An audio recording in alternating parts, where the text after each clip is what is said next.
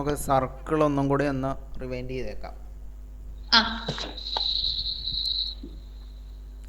Circle കേന്ദ്രഭാഗം ഇതിൻ്റെ മൊത്തമുള്ള കോണളവെന്ന് പറയുന്നത്, സർക്കിളിൻ്റെ മൊത്തം ഡിഗ്രി എന്ന് പറയുന്നത് 360 ഡിഗ്രിയാണ്.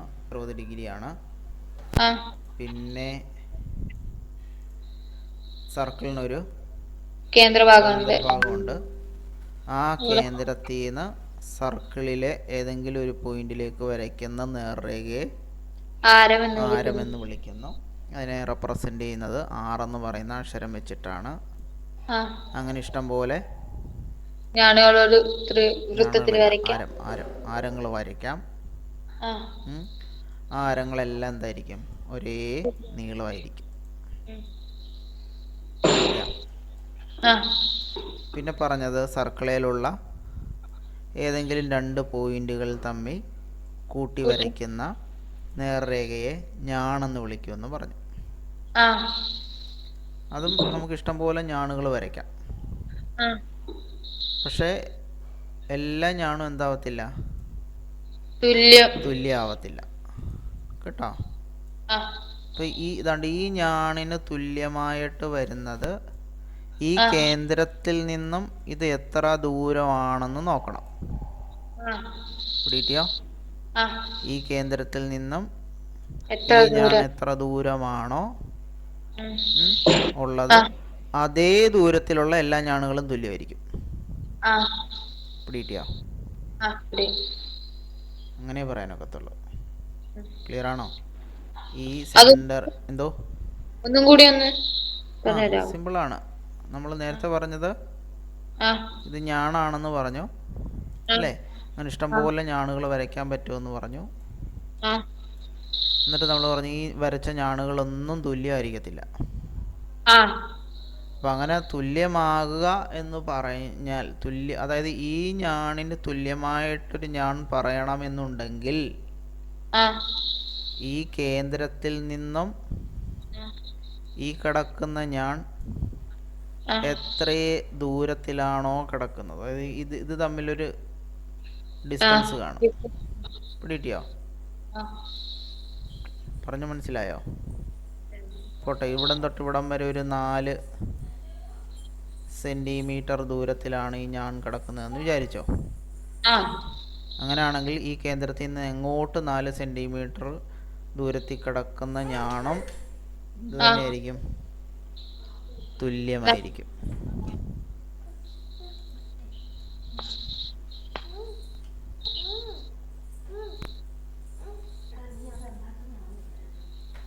പിടികിട്ടിയോ? ഇത് കേന്ദ്രം, ഈ കേന്ദ്രത്തിൽ നിന്നാണ്ട് കുറച്ച് ദൂരം ഒരു 3 സെൻറ്റിമീറ്റർ ഇങ്ങോട്ട് വന്നിട്ട് ദാണ്ട് ഇവിടുന്ന് ഒരു ഞാണിങ്ങനെ പോകുന്നു എന്ന് വിചാരിക്കുക. ഇതേ നീളമുള്ള വേറെ ഒരു ഞാൻ വരയ്ക്കാൻ പറഞ്ഞാൽ കേന്ദ്രത്തിൽ നിന്നും വീണ്ടും ഒരു 3 സെൻറ്റിമീറ്റർ എടുക്കുക. എന്നിട്ട് അവിടെ എന്ത് ചെയ്യുക? ഒരു ഞാൻ വരച്ചു കൊടുക്കുക. ഈ രണ്ട് ഞാണും എന്തായിരിക്കും? തുല്യമായിരിക്കും. വീണ്ടും നമുക്ക് വരയ്ക്കാൻ പറ്റും. ഇവിടുന്ന് ഒരു 3 സെൻറ്റിമീറ്റർ ഇങ്ങോട്ട് വരയ്ക്കുക. എന്നിട്ടിത് ഇതിങ്ങനെ കടന്നു പോകുന്ന ഈ 3 ഞാണുകളും ഇപ്പം എന്താണ്? തുല്യമാണ്. അല്ലാതെ ചുമ്മാ വരച്ചു കഴിഞ്ഞാൽ എന്ത് കിട്ടത്തില്ല? തുല്യമായിട്ടുള്ള ഞാണ് കിട്ടത്തില്ല. പിടികിട്ടിയോ? മനസ്സിലായോ? മനസ്സിലായി. ഓക്കെ.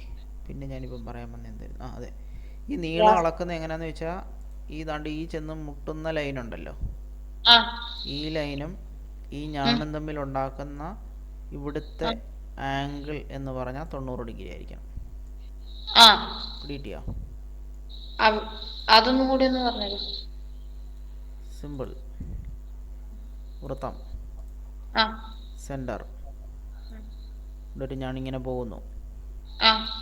ഇവിടെ നിന്നിങ്ങോട്ട്, അതായത് ഈ കേന്ദ്രത്തിൽ നിന്ന് എത്ര ദൂരെയാണ് ഈ ഞാൻ കിടക്കുന്നത് എന്ന് കണ്ടുപിടിക്കണമെങ്കിൽ, ഈ കേന്ദ്രത്തിൽ നിന്ന് എത്ര ദൂരെയാണ് ഈ ഞാൻ കിടക്കുന്നത് എന്ന് കണ്ടുപിടിക്കണമെങ്കിൽ ഇവിടുന്ന് നമ്മളിങ്ങനെ അളന്ന് നോക്കും. അളന്ന് നോക്കുമ്പോൾ ഈ അളക്കുന്ന ഈ വരയ്ക്കുന്ന ലൈനുണ്ടല്ലോ, ഈ ലൈൻ കണ്ടോ, ഈ ആ വരയ്ക്കുന്നത്? ആ ആ ലൈൻ ഈ ഞാണിനെ മുട്ടുന്നത് ആ 90 ഡിഗ്രിയിലായിരിക്കണം. എന്നുവെച്ചാൽ ഇവിടുത്തെ കോണളവ് എന്തായിരിക്കണം? ഈ ലൈനും ഈ ഞാണും ഈ ലൈനും തമ്മിലുള്ള കോണളവ് എത്ര ഡിഗ്രി ആയിരിക്കണം? 90 ഡിഗ്രി. 90 ഡിഗ്രി. പറഞ്ഞ് മനസ്സിലായതാണ്. ഇങ്ങനെ ഇരിക്കണം. ആ അതായത് നമ്മുടെ ആ പ്രൊട്രാക്ടറൊക്കെ എടുത്ത് വെച്ചിട്ട് ഇത് പ്രൊട്രാക്ടർ ആ സാധനം എടുത്ത് വെച്ചിട്ട് ഇങ്ങനെ ആ ഇത് നോക്കണം. ഇങ്ങനെ ആ നോക്കുമ്പോൾ അത് 90 ഡിഗ്രി ആണെങ്കിൽ ആ അതെന്താണ്? തുല്യാണ്. ആ തുല്യമെന്നല്ല, ഇത് കറക്റ്റ് ദൂരം കിട്ടും ആ കേട്ടോ. ഈ കേന്ദ്രത്തിൽ നിന്ന് ഈ ആ ഞാണിലേക്കുള്ള കൃത്യം ദൂരം കിട്ടും. ആ അല്ലാതെ നമ്മൾ ചുമ്മാ ഒരു സർക്കിൾ എടുത്ത് വരച്ചിട്ട് ഇത് കേന്ദ്രവും ഇത് കോണും എന്നിട്ട് ദാണ്ട് ഇങ്ങനെ വരച്ചിട്ട് ഇതാ നീളമെന്ന് പറഞ്ഞാൽ ആ തെറ്റിപ്പോവും. ഇവിടെയും ഇവിടെയും വേറെ വേറെ ആംഗിളായി പോവും. ആ പിടികിട്ടിയ? അതേസമയം ഈ കേന്ദ്രത്തിൽ നിന്ന് ഇങ്ങോട്ട് 90 ഡിഗ്രിയിലാണ് വരയ്ക്കുന്നതെങ്കിൽ അതായിരിക്കും അവിടുത്തെ ആംഗിള. ഒറിജിനൽ ദൂരം, കേന്ദ്രത്തിൽ നിന്ന് ഞാണിലേക്കുള്ള ദൂരം. ആ മനസ്സിലായോ? മനസ്സിലായി. ഓക്കെ. പിന്നെ നമ്മൾ പഠിച്ചത് ഞാണ് ഞാണ് ഇത് കേന്ദ്രം ഈ പോകുന്ന ഞാണിനെ, അതായത് സർക്കിളിലെ 2 പോയിൻ്റാണ് ഇത് രണ്ടും. ഈ 2 പോയിന്റിനെ കൂടെ നീട്ടി വരച്ച ഈ ഞാൻ എവിടെ കൂടെ കടന്നുപോയി? സർക്കിളിൻ്റെ കേന്ദ്രത്തിൽ കൂടെ കടന്നുപോയി. ആ അങ്ങനെ കടന്നു പോകുന്നതുകൊണ്ട് അതിനെ വ്യാസം എന്ന് വിളിച്ചു. ശരിയല്ലേ? ആ വ്യാസം എന്ന് പറഞ്ഞാൽ ഇതുപോലുള്ള 2 റേഡിയസ് അല്ലേ, 2 ആരങ്ങൾ ഇങ്ങനെ കൂടിച്ചേരുന്ന ഒരു നേർരേഖ പോലെ ആകുന്നു. അപ്പോൾ അങ്ങനെ വരുന്നതായതുകൊണ്ട് നമുക്ക് ഈ വ്യാസം 2 ആരങ്ങൾ കൂടിച്ചേർന്ന് ഉണ്ടാകുന്നതാണെന്ന് പറയാം. പിടികിട്ടി? അതുകൊണ്ട് തന്നെ വ്യാസം എന്ന് പറഞ്ഞാൽ എന്തിൻ്റെ പകുതിയാണ്? അല്ലല്ല, തിരിച്ച് വ്യാസം എന്ന് പറഞ്ഞാൽ ആരത്തിൻ്റെ ഇരട്ടിയാണെന്ന് പറയാം അല്ലേ? 2 ആരം ചേർന്നാൽ അങ്ങനെ പറയാം. അതല്ല, ആരമാണെങ്കിൽ വ്യാസത്തിൻ്റെ പകുതി എന്ന് പറയാം കേട്ടോ. രണ്ടും പഠിച്ചു വെച്ചോണ്ട്. വ്യാസം എന്ന് പറയുന്നത് ഇങ്ങനെ 2 ആരം കൂടി ചേർന്നതാണെങ്കിൽ ആരം എന്ന് പറയുന്നത് വ്യാസത്തിൻ്റെ പകുതിയാണ്. ആ ഒരു രീതിയിൽ മനസ്സിലാക്കുക. പിന്നെ നമ്മൾ പറഞ്ഞത് വൃത്തമുണ്ട്, വൃത്തത്തിന് കേന്ദ്രമുണ്ട്, കേന്ദ്രത്തിൽ കൂടി കടന്നു പോകുന്ന വ്യാസത്തിൻ്റെ 2 അറ്റത്തും, അതായത് ഒരറ്റത്ത് നിന്ന് തുടങ്ങി സർക്കിളിൽ ചെന്ന് മുട്ടി തിരിച്ച് മറ്റേ അറ്റത്ത് പോയി മുട്ടുമ്പോൾ ഇവിടെ ഉണ്ടാക്കുന്ന ആംഗിൾ എപ്പോഴും 90 ഡിഗ്രി ആയിരിക്കണം. അതേപോലെ ഈ അറ്റത്ത് നിന്ന് തുടങ്ങി സർക്കിളിന് വെളിയിൽ പോയിട്ട് തിരിച്ചിവിടെ വരുവാണെങ്കിൽ ഇവിടെ ഉണ്ടാക്കുന്ന ആംഗിൾ എപ്പോഴും 90 ഡിഗ്രിയിൽ കുറവായിരിക്കണം. അതേസമയം ഇവിടുന്ന് പോയി സർക്കിളിനകത്തുള്ള ഏതെങ്കിലും പോയിന്റ് മുട്ടിയിട്ട് തിരിച്ച് മറ്റേ അറ്റത്ത് പോയാൽ ഇവിടെ ഉണ്ടാക്കുന്ന ആംഗിൾ എപ്പോഴും 90 ഡിഗ്രി കൂടുതലായിരിക്കും. അപ്പോൾ അത് മനസ്സിലാക്കി വെക്കുക. അടുത്തത്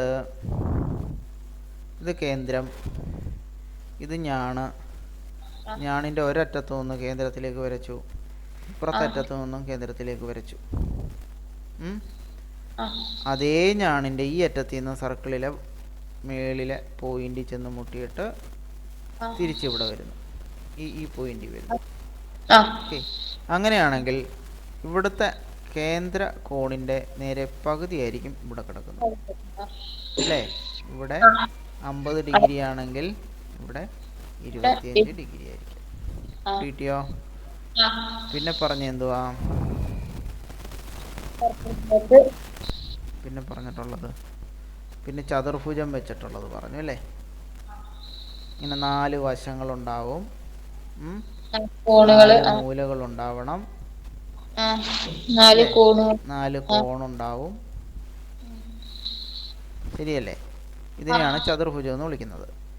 ഇതുപോലത്തെ ചതുർഭുജത്തിൻ്റെ 4 മൂലകൾ, ഈ പറയുന്ന 4 മൂലകളും സർക്കിളിലുള്ള പോയിന്റുകളാണെങ്കിൽ, സർക്കിളിലുള്ള ഇപ്പം ഇങ്ങനെ വരയ്ക്കാം.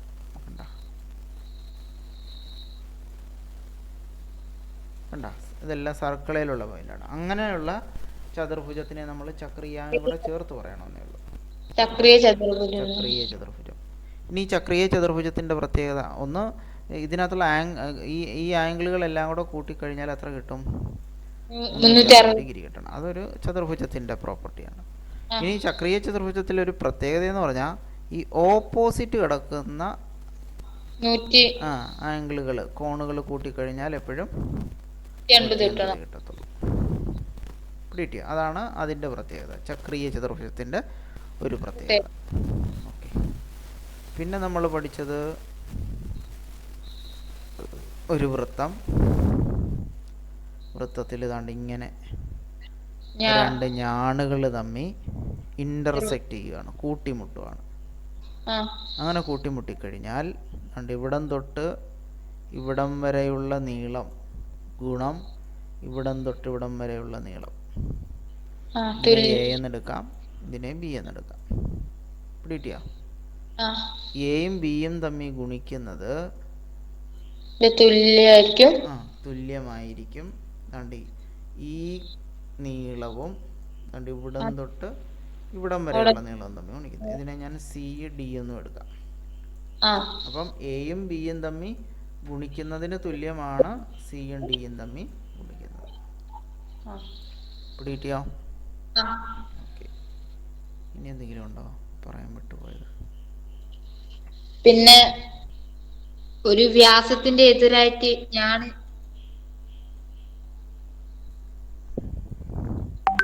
വ്യാസത്തിന്റെ എതിരായിട്ടോ? വ്യാസം ഇതിന്റെ എതിരെന്ന് ഉദ്ദേശിച്ചേ ഇങ്ങനെ ഇതാണോ ഉദ്ദേശിച്ചേ? ആണോ? ഓക്കെ. ഇത് തന്നെ ഞാനന്ന് പറഞ്ഞില്ലേ, ഇത് തന്നെ അപ്ലൈ ചെയ്താൽ മതി. അതിന് പ്രത്യേകമായിട്ട് അങ്ങനെ പഠിക്കാൻ നിൽക്കണമെന്നില്ല.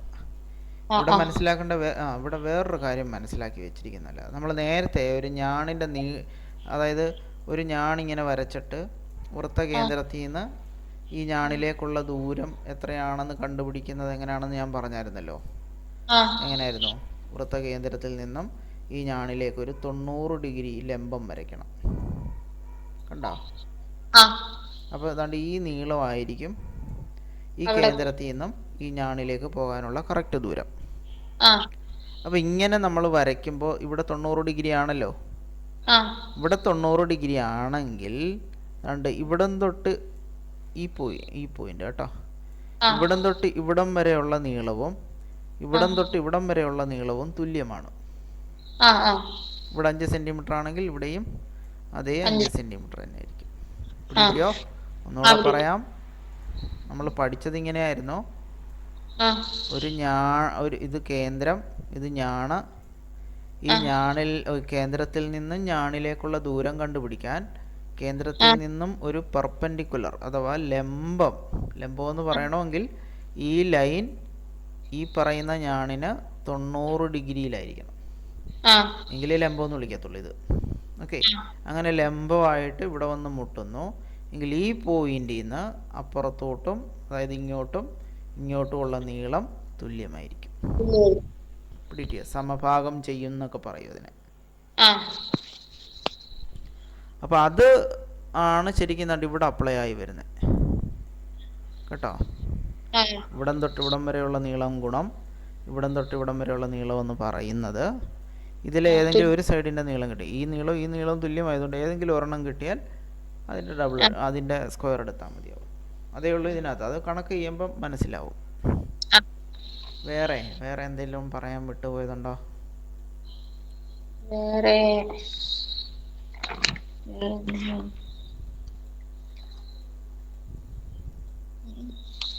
ഒന്നുമില്ല. പിന്നെ പഠിച്ചു വെക്കേണ്ടത് വൃത്തത്തിൻ്റെ ചുറ്റളവ്. വൃത്തത്തിൻ്റെ ചുറ്റളവ് കണ്ടുപിടിക്കാൻ വേണ്ടിയിട്ട് ഉപയോഗിക്കുന്ന സമവാക്യം എന്താണ്? 2 × π × r. വൃത്തത്തിൻ്റെ വിസ്തീർണം അഥവാ പരപ്പളവ് ഇത് കണ്ടുപിടിക്കാൻ വേണ്ടിയിട്ട് πr² എന്നുള്ള ഇക്വേഷൻ. ഇതൊക്കെ ചെറിയ ക്ലാസ്സിൽ പഠിക്കുന്ന കേട്ടോ. അപ്പോൾ അത് ഒന്ന് ഓർത്ത് വെക്കണം. വൃത്തത്തിൻ്റെ ചുറ്റളവ് എന്ന് വെച്ചാൽ അർത്ഥം എന്താണ്? വൃത്തത്തിൻ്റെ ഇവിടം തൊട്ട് ഇവിടെ നിന്ന് ഇങ്ങനെ കറങ്ങി ഇവിടം വരെയുള്ള നീളം, അതിനെയാണ് ചുറ്റളവ് എന്ന് ഉദ്ദേശിക്കുന്നത് കേട്ടോ. പോയോ? ഹലോ? അല്ല. മനസ്സിലായോ അത്? മനസ്സിലായി. യോ, കേൾക്കാൻ വയ്യ. മനസ്സിലായി. ഓ ശരി. പരപ്പളം എന്ന് പറഞ്ഞാൽ ഇതിനകത്ത് മൊത്തത്തിലുള്ള ഈ ആ ഒരു സ്പേസിനെയാണ് കേട്ടോ പരപ്പളം. പരപ്പളം എന്ന് പറയുന്നത്, സർക്കിളിനകത്ത് കേട്ടോ. അപ്പോൾ അത്തരം കാര്യങ്ങളാണ് സർക്കിളിനെ കുറിച്ച്. എനിക്ക് തോന്നുന്നു എന്തോ വിട്ടുപോയതായിട്ടുള്ള തോന്നുന്നുണ്ട്, എന്തോ ആണെന്ന് എനിക്ക് മനസ്സിലാവുന്നില്ല. ഒരുമാതിരിപ്പെട്ട കാര്യങ്ങൾ നമ്മൾ പറഞ്ഞു. ക്രിയേറ്റ് നിർഭുജം അത് ഇത് 90 ഡിഗ്രി. ഓക്കെ. പിന്നുള്ളത് കണക്ക് വരുമ്പോൾ നോക്കാം. പിന്നെ നമ്മൾ പറഞ്ഞുകൊണ്ടിരുന്നത് ഒന്നാമത്തെ പാഠത്തിൽ സമാന്തര ശ്രേണിയിലുള്ള എന്തായിരുന്നു?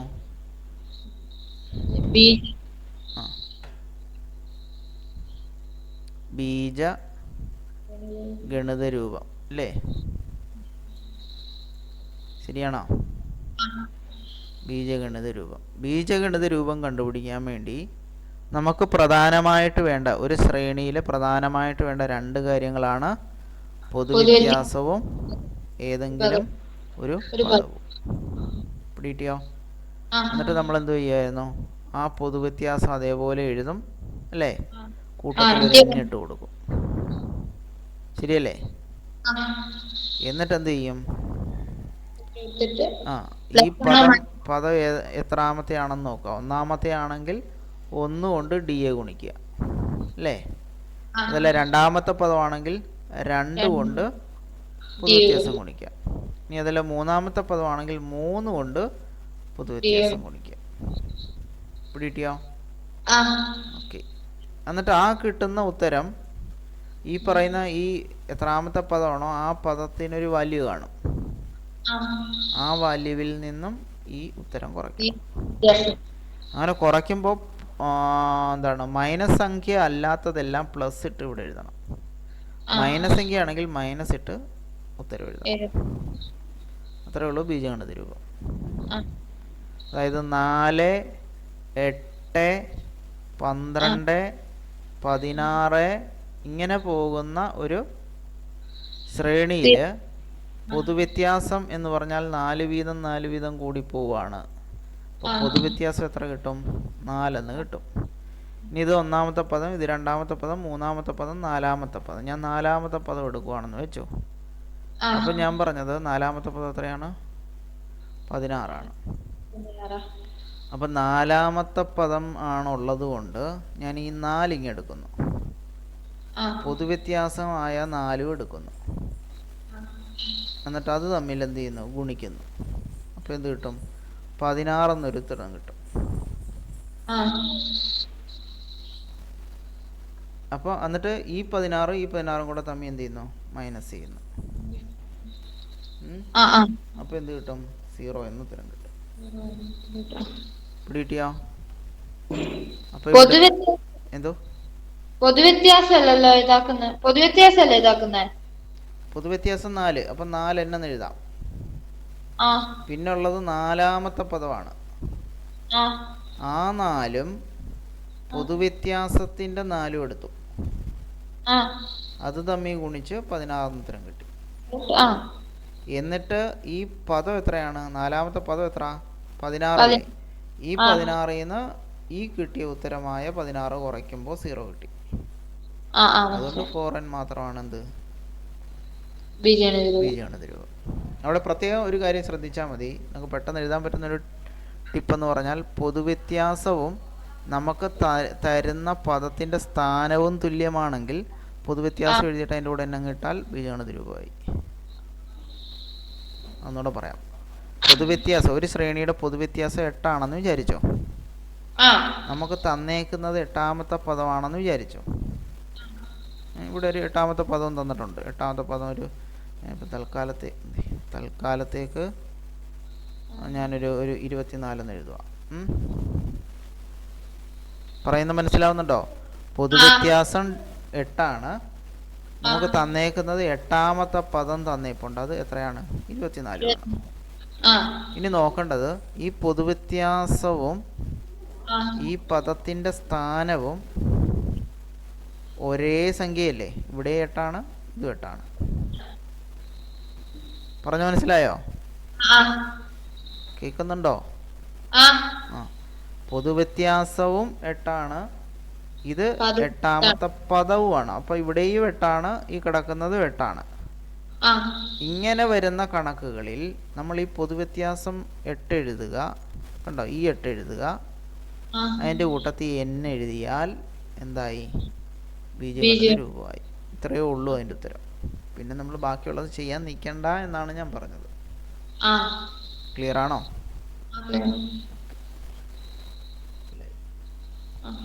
പിന്നെന്തുവായിരുന്നു പഠിച്ചേ? 2 പദങ്ങൾ തന്നിട്ട് പൊതുവ്യത്യാസം കണ്ടുപിടിക്കുന്ന രീതി പറഞ്ഞായിരുന്നു അല്ലേ?